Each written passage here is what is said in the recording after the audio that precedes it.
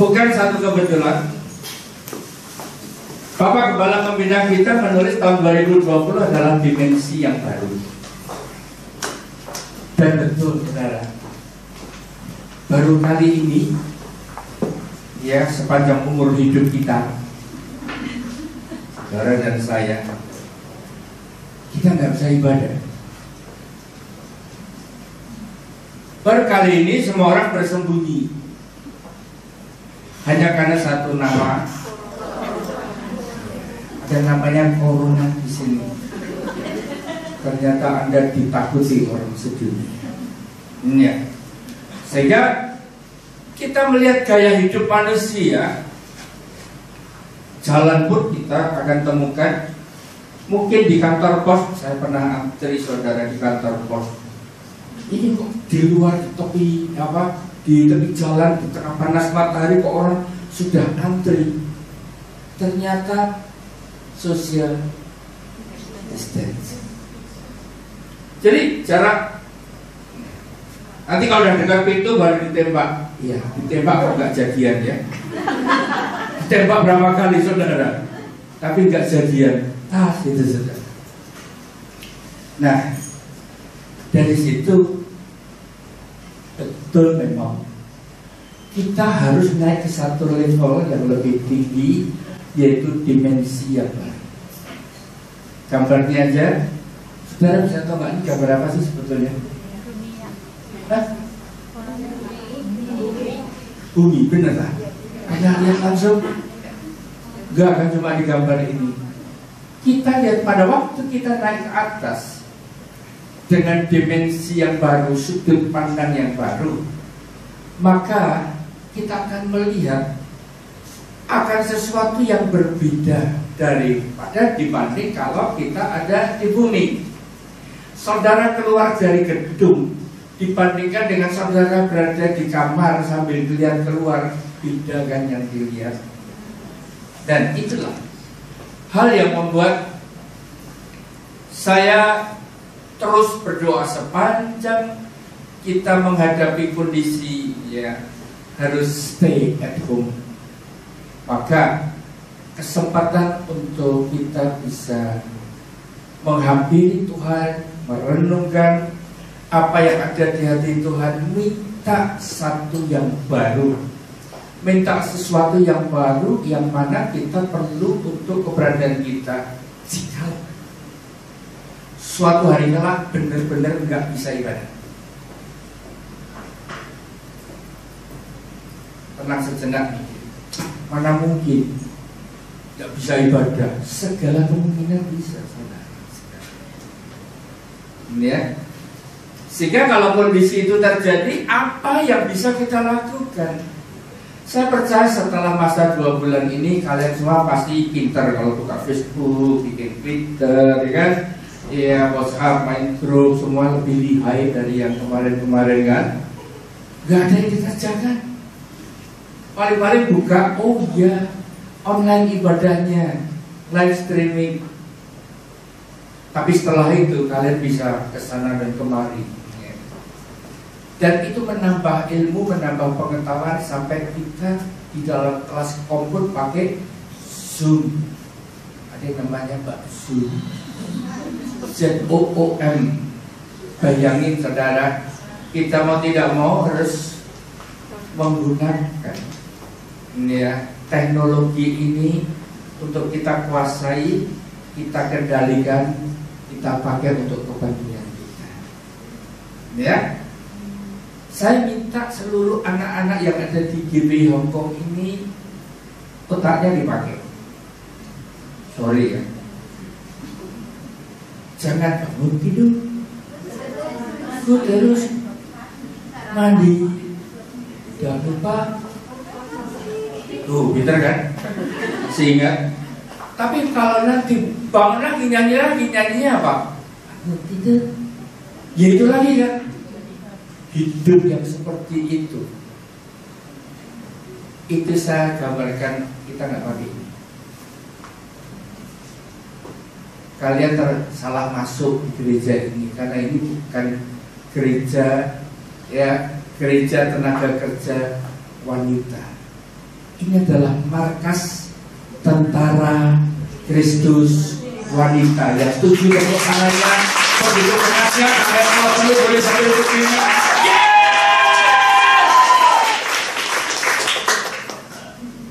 Umur 55 ya teriaknya kenceng.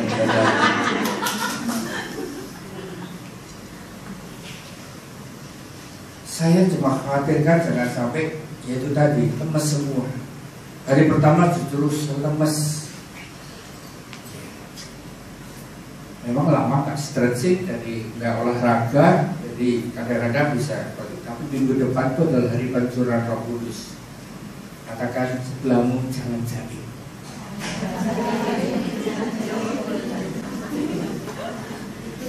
Benar, jangan jaim.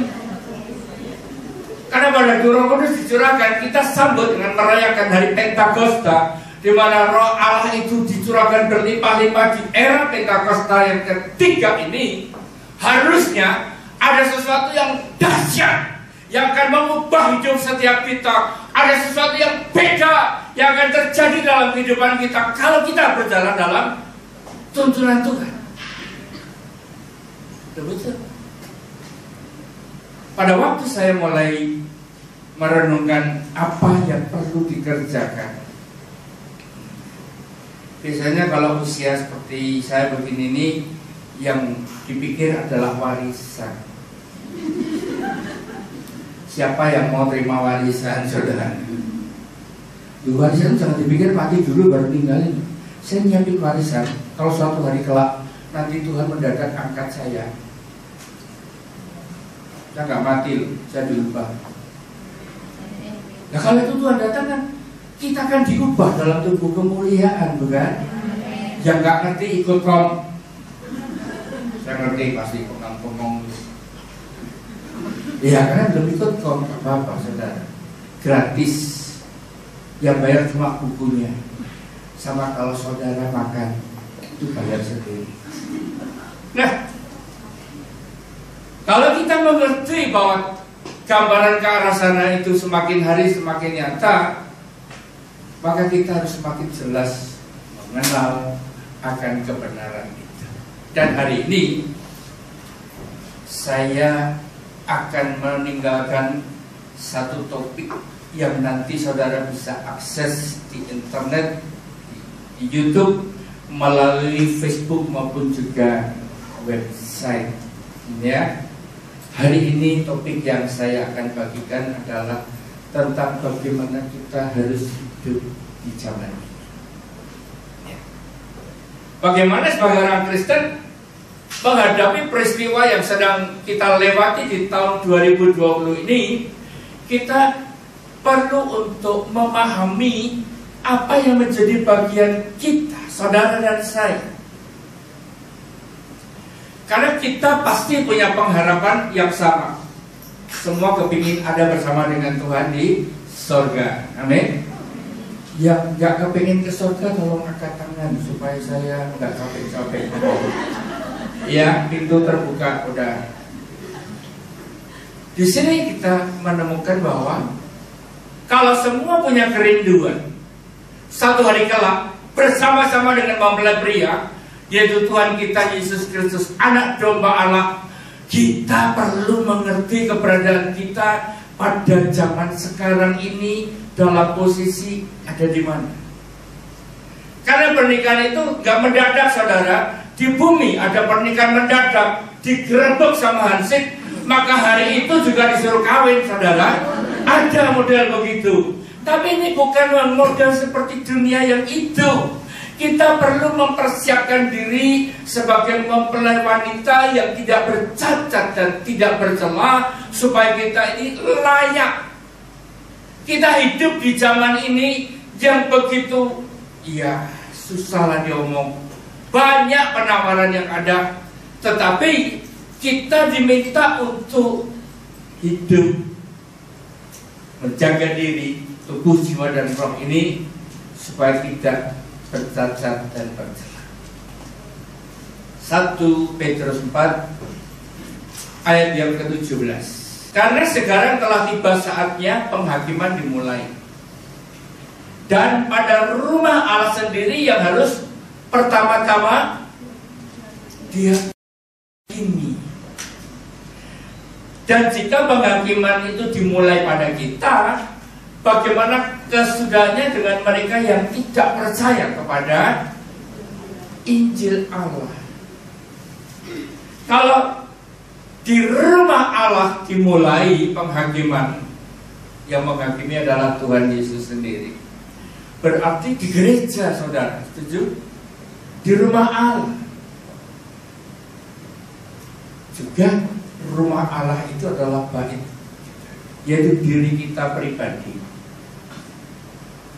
Swarga nunut neraka katut itu gak ada. Loh betul, saudara boleh bonceng Pak Jokowi.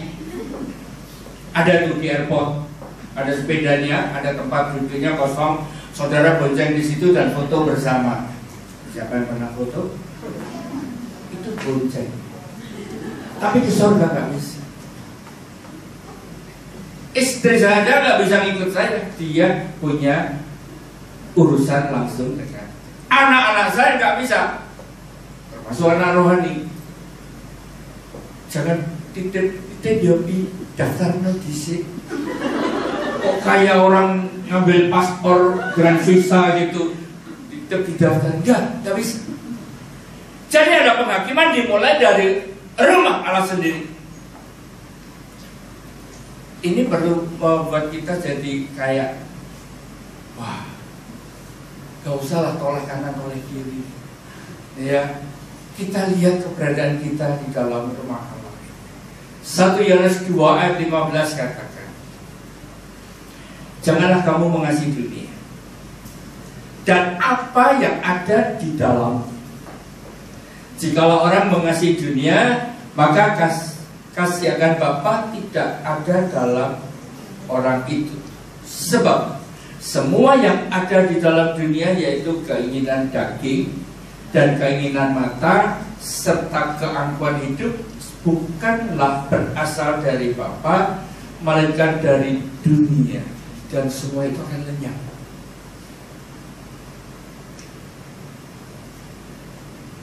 Ayat yang berikutnya, yaitu ayat yang ke-18. Anak-anakku, ya, waktu ini adalah waktu yang terakhir. Dan seperti yang telah kamu dengar, seorang antikristus akan datang. Pernah dengar antikristus? Sampai nebak-nebak sopo, Amerika, Eropa. Coba dicari, nggak ketemu. Karena apa? Antikris itu akan muncul pada saat Roh Kudus sudah terangkat bersama dengan orang-orang kudus. Kalau Roh Kudus terangkat bersama dengan orang-orang kudus yang di bumi ini, Roh Kudus itu dalam keadaan sudah mulai kosong. Maka yang menahan antikris itu udah gak ada, baru antikris muncul. Itu antikris yang ini tadi, seorang antikristus akan datang. Tapi ayat itu ada komanya. Sekarang telah bangkit banyak antikristus.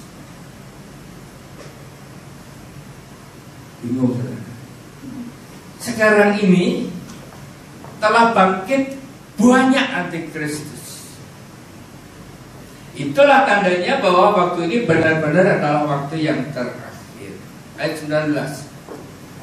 Memang mereka berasal dari kita, tapi mereka tidak sungguh-sungguh termasuk pada kita. Jadi banyak antikristus tadi berasal dari kita, orang percaya Yesus atau pura-pura percaya, ya. Tapi mereka nggak sungguh-sungguh. Kita perlu untuk menyimak melalui ayat ini. Yang kita perlu perhatikan adalah diri kita sendiri. Apakah aku ini mirip Kristus ataukah mirip antikristus? Siapkan hati, terbuka, belak-belakan apa adanya, jangan tersinggung, karena ini sesungguhnya merupakan hal yang mengingatkan kita termasuk saya. Kita harus hati-hati. Di dalam mengiring ini akan Tuhan kita merindukan untuk nanti bersama dengan Tuhan. Jangan sampai kita menghadapi kondisi ternyata kita salah. 2 Timotius 3:1. Ketahuilah bahwa pada hari-hari terakhir akan datang masa yang sukar. Manusia akan mencintai dirinya sendiri dan menjadi hamba uang. Mereka akan membual dan menyombongkan diri. Mereka akan menjadi pemfitnah. Mereka akan berontak terhadap orang tua dan tidak tahu berterima kasih, tidak memperdulikan agama, tidak tahu mengasihi, tidak mau berdamai, suka menjelekkan orang, tidak dapat mengekang diri, garang, tidak suka yang baik, suka mengkhianat, tidak berpikir panjang, berlagak tahu, lebih menuruti hawa nafsu daripada menuruti Allah. Saya sengaja untuk tahan sebentar. Ayat yang kelima berbunyi, secara lahiriah, secara fisik yang kelihatan mata, mereka menjalankan ibadah mereka.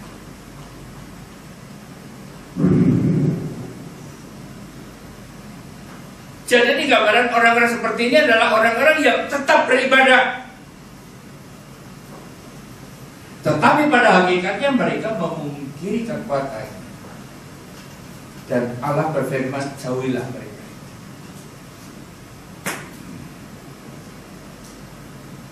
Di dalam 1 Yohanes 2 ayat 20 ada satu ayat yang bagus sekali. Saya menemukan ayat itu di tengah-tengahnya dan saya mulai ngerti. Tuhan minta 1 Yohanes 2 ayat 20, firman Tuhan berkata, tetapi kamu telah memperoleh pengurapan dari yang kudus. Kamu telah beroleh pengurapan dari yang kudus. Gereja kita mempercayai akan baptisan Roh Kudus dengan tanda bahasa roh. Yang gereja lain dengan doktrin yang gak sama, mereka gak bisa menerima apa yang kita kerjakan di tempat ini. Saudara kalau mau mempelajari lebih jauh lagi, putar rekaman YouTube Khotbah minggu yang lalu. Ada 2 seri, yaitu tentang tempat perhentian, baik tubuh dan jiwa, itu part 1. Yang bagian yang kedua adalah untuk roh kita. Saya membahas cukup banyak di sana. Itu merupakan bagian yang saya wariskan untuk anak-anak di Gibeon. Boleh buka setiap saat, kapan saja, diputar ulang. Kalian nggak bisa cerita, kasih linknya dan orang itu akan bisa belajar langsung di situ. Ya. Tetapi kamu telah memperoleh pengurapan dari yang kudus, dan dengan demikian kamu semua mengetahuinya. Hanya orang yang terima pengurapan daripada Roh Kudus akan bisa melihat siapa orang-orang yang mengasihi dunia lebih daripada Allah. Orang-orang yang hidup di akhir zaman ini, ya, yang sesungguhnya merupakan gambaran orang-orang yang mengarah kepada anti Kristus. Dari sini kita menemukan ayat 21, aku menulis kepadamu bukan karena kamu tidak mengetahui kebenaran, tapi justru karena kamu mengetahuinya, dan karena kamu juga mengetahui bahwa tidak ada dusta yang berasal dari kebenaran. Tidak ada dusta yang berasal dari kebenaran. Siapakah pendusta itu? Bukankah dia yang menyangkal bahwa Yesus adalah Kristus? Dia itu adalah anti-Kristus, yaitu dia yang menyangkal baik Bapa maupun Anak. Menyangkal Bapa dan Anak berarti firman-Nya itu disangkal. Berarti perbuatan kita adalah perbuatan yang tidak ada di dalam firman Tuhan, yang menjadi perintah daripada Allah kita. Justru kita menyangkal itu semua. 1 Yohanes 4 ayat 1 katakan, saudara-saudara yang kekasih, janganlah percaya akan setiap roh, tetapi ujilah roh-roh itu, apakah mereka berasal dari Allah. Sebab banyak nabi palsu yang telah muncul dan pergi ke seluruh dunia. Demikianlah kita mengenal roh Allah. Setiap roh yang mengaku bahwa Yesus Kristus telah datang sebagai manusia itu berasal dari Allah. Dan setiap roh yang tidak mengaku Yesus tidak berasal dari Allah. Roh itu adalah roh antikristus. Dan tentang dia telah kamu dengar bahwa ia datang dan sekarang ia sudah ada di dalam dunia ini. Saudara, saya akan coba bikin review singkat supaya lebih mudah buat saudara untuk bisa menangkap, menyimak, memahami tentang apa yang saya uraikan. Berdasarkan dengan ayat-ayat tadi, sekali lagi saya tidak menggunakan yang lain. Saya menggunakan ayat-ayat yang telah kita baca tadi.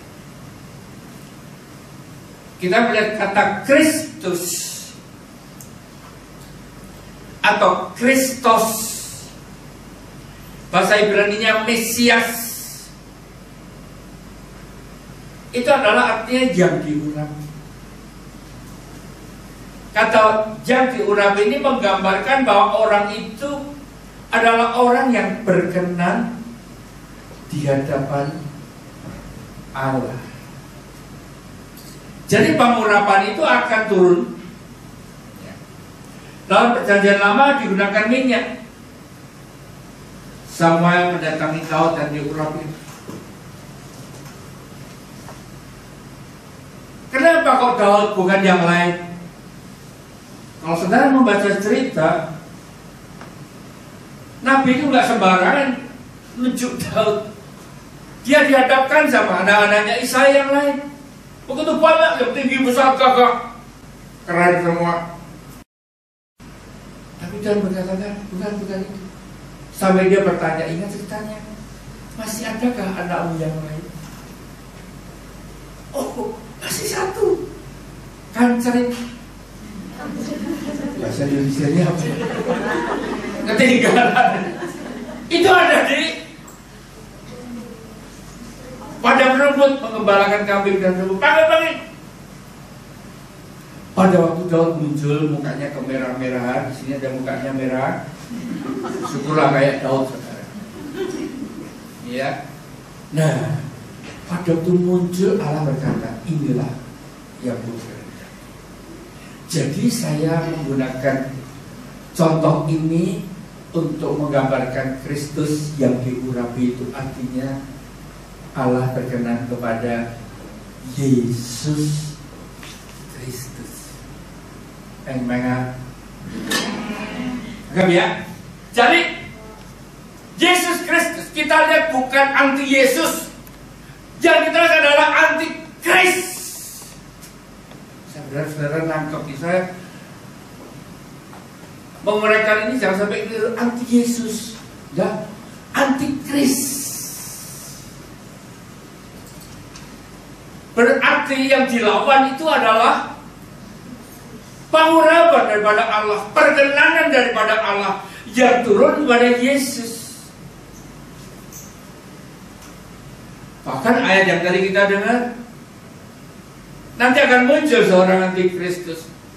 Jangan nunggu yang satu orang itu, saudara. Sepanjang saudara belum diangkat,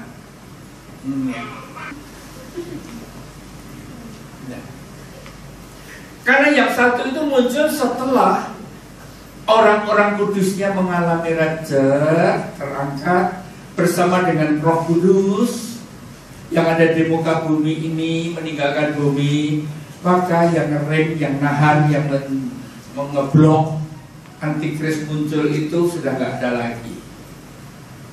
Karena sudah nggak ada, maka mulailah antikrisnya muncul. gitu kan. Tapi kita melihatnya bukan dari bumi. Kita akan lihatnya dari awan-awan yang bermain. Yang setuju ngomongnya kencang.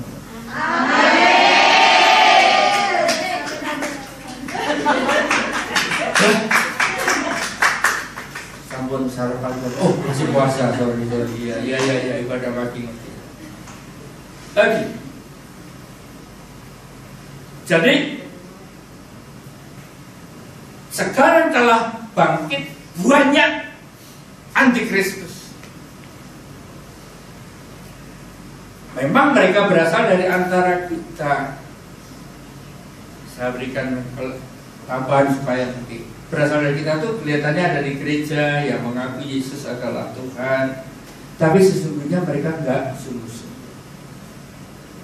Sebagai gembala, saya bagikan pengalaman saya, ya. Sebagai gembala saya ini menghadapi satu kenyataan, ada orang yang minta dibaptis. Kalau namanya gembala, ada orang datang dan minta dibaptis, harusnya seneng banget, betul kan? Barang siapa yang percaya dan dibaptis, maka ia akan diselamatkan. Tapi ternyata baptisannya macamnya lain. Kenapa? Iya, saya karena mau menikah sama jemaatnya Bapak, dan jemaatnya Bapak menghendaki kalau saya mau menikah dengan dia, saya pun harus dibaptis. Maka dibaptislah dia. Datanglah dia di gereja. Dia benar-benar percaya Tuhan. Pasti percaya, lebih percaya cempluk. Cempluk itu yang tadi yang mau nikah sama dia. Ada lagi yang datang minta surat baptis untuk anaknya. Iya, kenapa? Karena kalau anak saya punya surat baptis, nanti sekolahnya bayarnya cuma separuh. Berarti ya, kasihan deh. Tapi kenyataan di bumi seperti itu. Ini contoh, ada bersama kita. Benar apa enggak, serius atau enggak? Pengalaman saya pada waktu ada jiwa baru mendampingi jemaat, duduk berdua di belakang gitu dari jauh, saya bilang, wih, udah dapat pasangan ya, gitu kan? Baru datang sekali dua kali menghadap minta dibaptis, ya alasannya tadi kan. Setelah dibaptis kemudian diberkati untuk pemberkatan 3 bulan sebelumnya, jadi waktu 3 bulan lagi datang. Setelah pesta pernikahan, pengantin baru datang, masih datang malu-malu, digangguin sama teman-temannya. Coba setelah 2-3 minggu kemudian, suamimu kemana? Maaf Pak Pendeta, dia sibuk kerja. Ini merupakan sesuatu hal yang sesungguhnya terjadi. Jadi nggak sungguh-sungguh walaupun datang ke gereja. Lebih mengasihi dunia dengan apa yang di dalamnya, itu kesenangan yang berdosa, yaitu keinginan daging dan keinginan mata serta keangkuhan hidup yang bukan berasal dari Bapa. Karena habis beli handphone baru, maka supaya teman-temannya lihat, ya paling banyak lihat kan di gereja, sekali hadir 100 orang bisa lihat. Coba kalau di jalanan sopir bis itu belum tentu noleh kan. Ya. Pernah lihat orang kalau telepon handphonenya baru sama handphone lama beda? Hai. Iya. Kalau telepon lama jadul.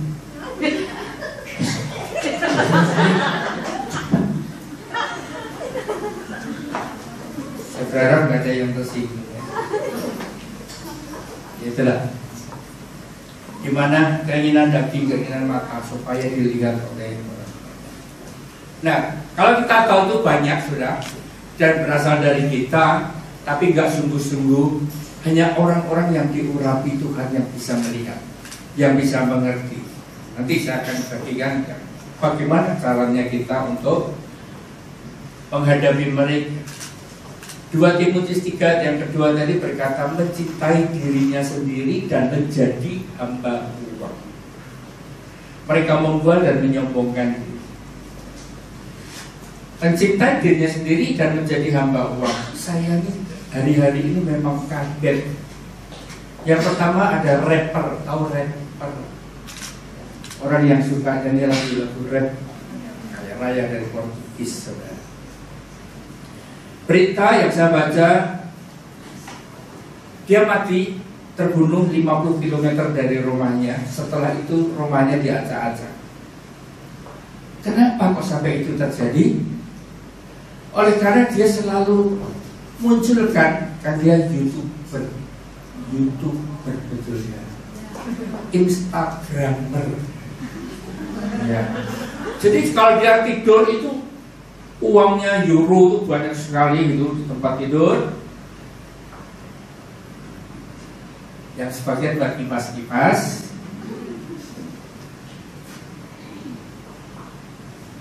Difoto, pasang. Jadi pamer. Badannya penuh tato. Akhirnya mati secara tragis karena orang berpikir ini banyak duit, coba dirampok, gitu kan? Itu kenyataan yang ada. Tapi lebih menyedihkan lagi, sekarang wanita tidak menghargai dirinya sendiri.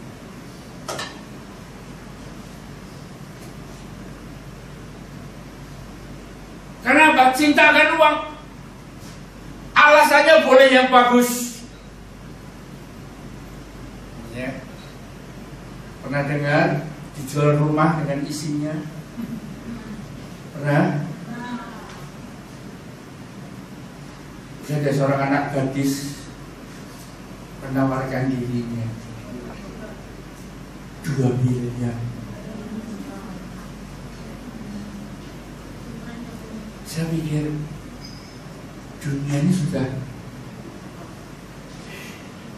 apakah karena saya sudah tergolong senior jadi nggak bisa ngikuti gaya hidup anak muda, atau memang sekarang yang zaman now tuh kayak begitu?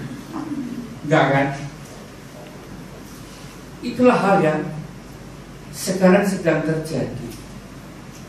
Jadi kita menemukan kehidupan orang-orang zaman sekarang ini, mereka menjadi pemfitnah.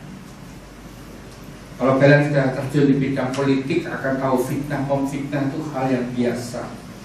Pokoknya ada dengar berita sedikit, yes, bukankah di gereja pun juga ada yang begitu terima kiriman nggak ngecek dulu itu hoax atau tidak, langsung di forward.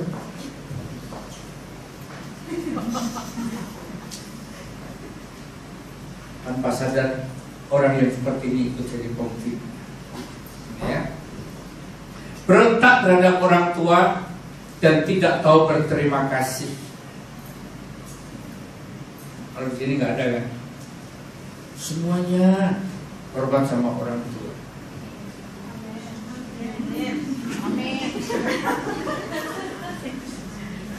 Ya, memang ada yang remnya, ada yang 2 giga, ada yang 6, ada yang 12. Ya nggak apa-apa lah. Tahu maksudnya ya. Ada yang cepat nangkap, ada yang telat dikit mikirnya. It's okay lah bro, yang penting nangkap.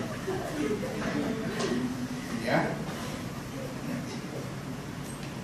Tidak memperdulikan agama. Artinya seluruh kebenaran itu gak digubriskan. Tidak tahu mengasihi, tidak mau berdamai. Ayo masih punya musuh enggak? Ayo Pak nggak tahu ya, utang juga dibayar. Orang model kayak begini ibadah tuh, lihat orang yang nggak bayar tuh ibadahnya duduk di depan. Wah, angkat tangan loncat-loncat. Nanti kalau sudah di lift tak tagih, jawabannya macam-macam. Duduk suruh berdamai, nehi. Suka Menjelekan orang. Saudara pernah baca status Facebook anak-anak Tuhan? Memang orang-orang yang ngerti kadang-kadang pintar menyembunyikan nama seseorang. Tapi yang baca tuh langsung mikir, sopo dia. Ini ceritanya kok rasanya kalau nyerempetnya ke sana gitu. Pernah seperti itu, suka menjelekan orang. Udahlah, orang kok sudah jelek itu jangan dijelekan. Justru jaga dirimu yang cantik. Kalau kau yang cantik menjelekkan orang lain, keseret saudara. Lo betul? Keseretnya tidak dapat mengekang diri, garang dan tidak suka berbuat. Garang, tahu garang? Saya kenalnya garang asem. Tapi ini garang ini pasti nggak sama. Nanti selesai ibadah ingat-ingat siapa yang paling garang di ruangan. Ya.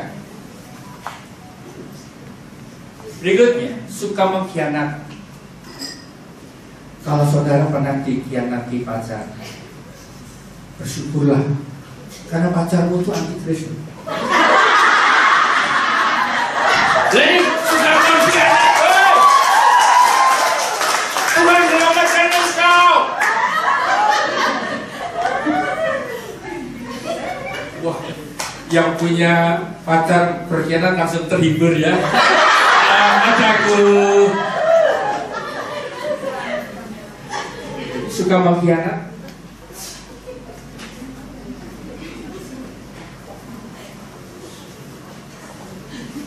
Lebih baik kau dikhianati sekarang daripada nanti. Ya, gak berpikir panjang sehingga ambil keputusan begitu cepat tanpa berpikir panjang. Lebih menuruti hawa nafsu daripada menuruti Allah. Nah, semua ini ya kita akan lihat pendusta, nipu, pemburi, ya, pembohong, semuanya itu merupakan hal-hal yang sebetulnya hanya untuk memuaskan keinginan dan kalau masih ada yang suka bohong, jangan berpikir bohongnya bohong putih loh, bohongnya bohong kecil loh. Ya. Dari keadaan seperti ini minta hikmat supaya kita ini ngomongnya benar. Mungkin majikan berkata, gak boleh loh ke gereja. Dalam keadaan seperti ini, semua orang akan berpikir namanya gereja hari Minggu. Kenapa gak minta libur Sabtu? Kalau ditanya mau kemana, mau keluar, gak bohong kan?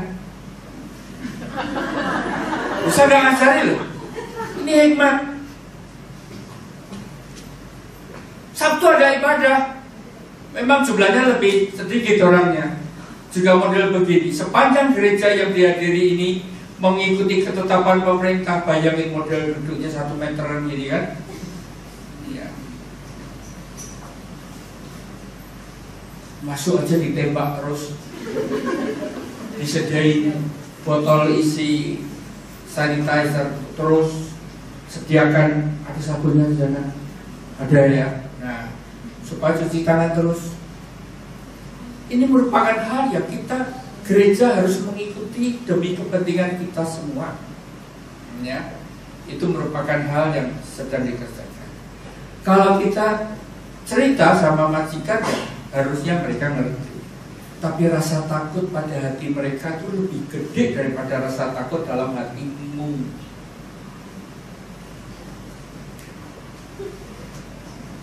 Iya kan? Coba kalian keluar dari rumah masker belum dipasang, teriak gak majikan? Jelas. Sementara sudah baru pakai mungkin di bawah karena di lift juga nggak ada orang pagi-pagi. akhir zaman akan banyak orang mati karena ketakutan. Benar kan? Benar kan? Jangan sampai kita mati karena ketakutan. Ya. Pernah lihat orang mati dalam keadaan takut? Pernah nggak? Nggak pernah ya? Oh. Kalau ada orang yang gantung diri, coba lihat wajahnya.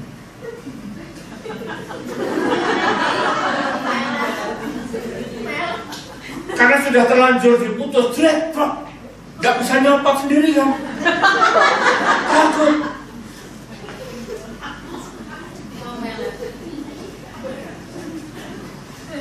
Semua orang-orang yang hidup dengan keinginan daging itu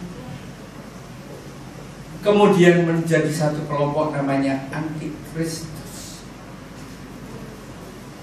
Mereka tuh gak akan pernah menjadi orang percaya yang sejati.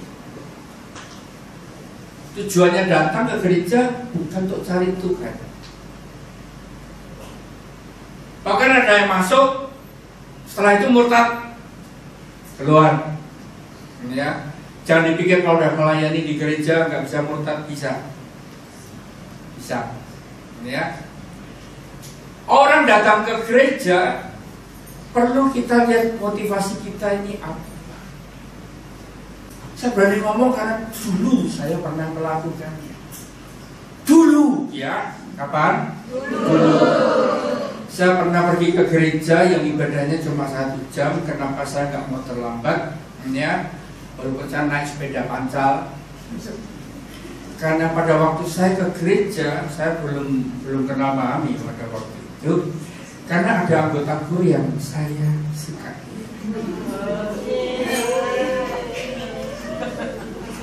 Itu masih SMP, saudara.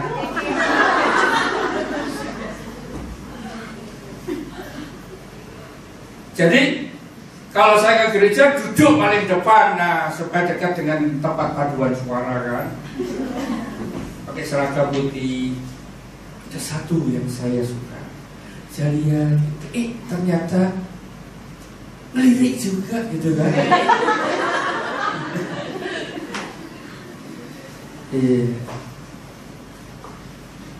Saudara, itu saya dulu. Tapi ternyata perkembangan zaman itu ada yang datang ke gereja karena mau nagih hutang. Ada yang datang gereja karena nanti perginya sama-sama udah sekalian sambil menyelam minum Coca-Cola. Kita melihat kenyataan yang ada seperti itu. Akan ada orang-orang yang berasal dari kita yang ada di kelihatannya beribadah tapi tidak sungguh-sungguh. Ayo introspeksi diri. Saya nggak nuduh saudara, saya nggak mau menghakimi saudara. Saya cuma rindu melalui apa yang saya bagikan ini. Kita masih punya waktu, ya. Kita akan bisa untuk berubah sampai Tuhan datang menjemput. Kita ditemukan tidak bercacat dan tercela. Bagaimanakah kita melakukan bagian kita? Ya, kita melakukan bagian kita. Yohanes 4 ayat 24. Sekarang telah tiba. 1 Yohanes 4 ayat 24. Allah itu roh dan barang siapa menyembah Dia haruslah menyembahnya di dalam roh dan kebenaran. Di gereja kita ini diajarkan untuk bisa berbahasa roh. Ya, diajarkan itu artinya bukan bahasanya, tapi diajarkan bahwa bahasa roh itu merupakan bagian iman yang kita bawa ke hadapan Tuhan, di mana kita bisa berbicara dengan Bapa di surga dengan bahasa yang rahasia. Itu untuk membangun diri kita sendiri. Jadi kalau kita melihat ayat ini, menyembahnya dalam roh dan kebenaran, berarti ada 2 unsur, yaitu roh dan kebenaran. Kita punya roh, binatang nggak? Karena kita punya roh, maka kita memiliki insting untuk mencari Allah yang roh adanya. Dan di gereja inilah kita mendapat kesempatan untuk bertumbuh dan mendengar ayat ini, bahwa untuk menyembah Dia, kita menyembahnya di dalam roh dan kebenaran. Artinya roh kita ini dengan tanda baptisan roh yang diberikan, di mana kita bisa berbahasa dengan bahasa yang rahasia dengan Bapa di surga. Kita membangun diri kita sendiri. Itu merupakan hal yang harus menjadi bagian dalam hidup kita. Mungkin hari ini kau belum dibaptis Roh Kudus, apa-apa. Karena kita tidak hanya dilengkapi dengan bahasa roh, tapi juga dengan akal budi. Kita bisa gunakan perkataan kita, bahasa Indonesia. Saudara bisa berkata I love you sama Tuhan. Keluarkan itu dari hatimu dan mulutmu. Kau sungguh ajaib Tuhan. Keluarkan itu dari lidah bibirmu dan dari hatimu. Maka kau sedang menghampiri Tuhan. Kau sedang menyembah.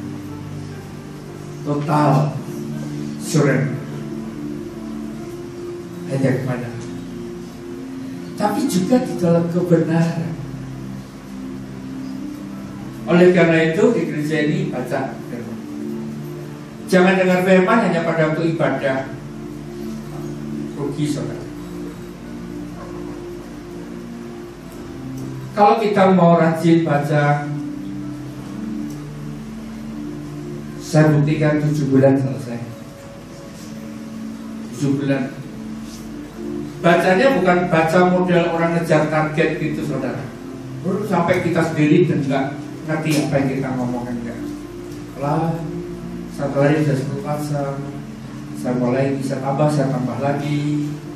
Kalau nggak bisa, ya udah berhenti, jangan dipaksa. Kenapa kita perlu baca firman? Supaya kita tahu bahwa yang benar, yang berdosa dia. Kalau kita nggak baca, kita nggak ngerti. Ya, saya yakin pada waktu hati kita ini melekat sama Tuhan, kita suka menghampiri Allah dalam roh, dan kita mengenalkan kebenaran itu. Saya yakin kebenaran itu akan menempelak kita.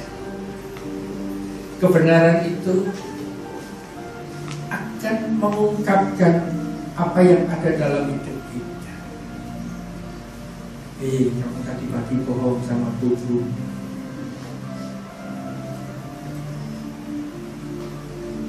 Perkara kecil, tanya sama teman, udah makan belum? Udah, padahal belum. Karena sungkan. Kenapa kita nggak berkata dari apa yang ada? Dia katakan dia, tidak katakan tidak.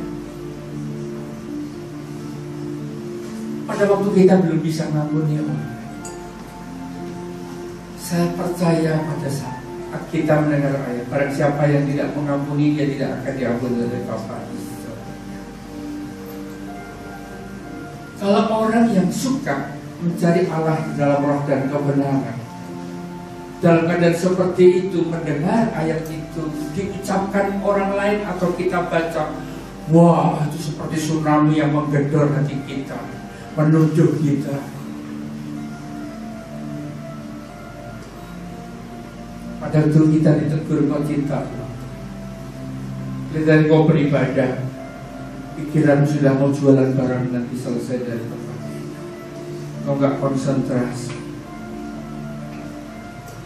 Karena itu hari ini saat kebenaran itu menegur kita, ada ayat yang indah sekali, Kolose 3 ayat 5.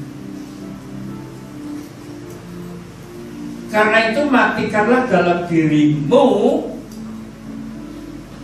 segala sesuatu yang duniawi. Baik-baik ya. Matikanlah dalam dirimu segala sesuatu yang duniawi,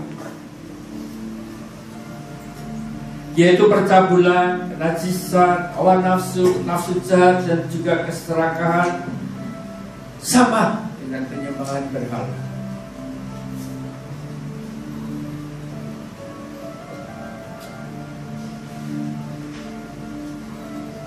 Kalau hari ini kau masih terikat, terbelenggu dengan kebiasaan,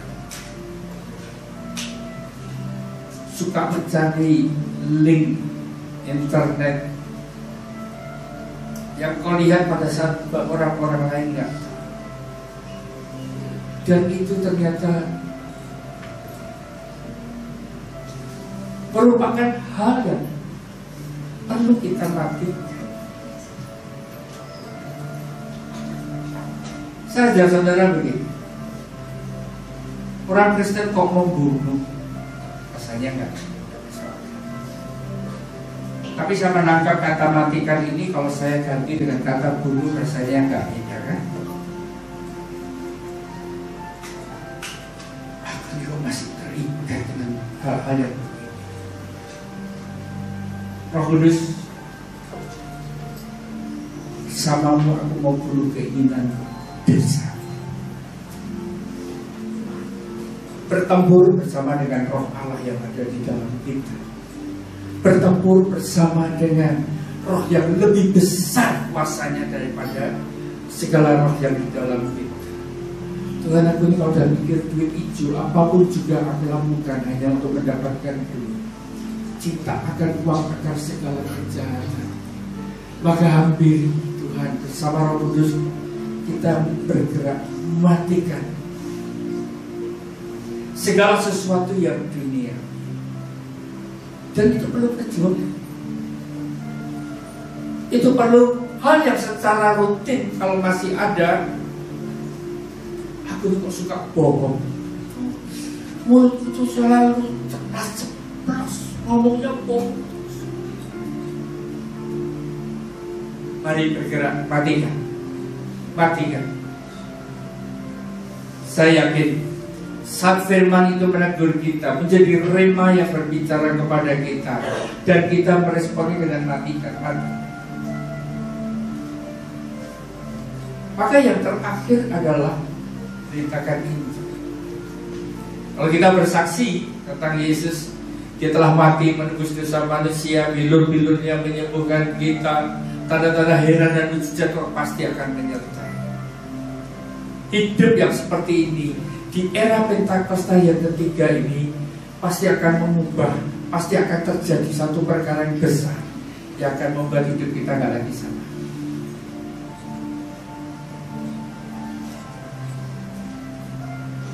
Kita akan menemukan tanda yang pertama, damai sejahtera yang diberikan oleh Yesus itu nggak sama dengan apa yang diberikan oleh dunia.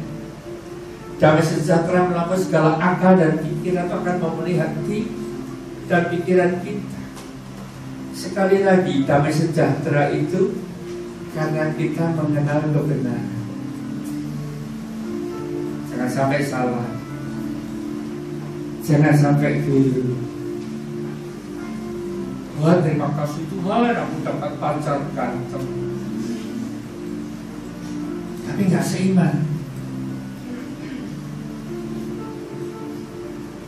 nggak seimbang.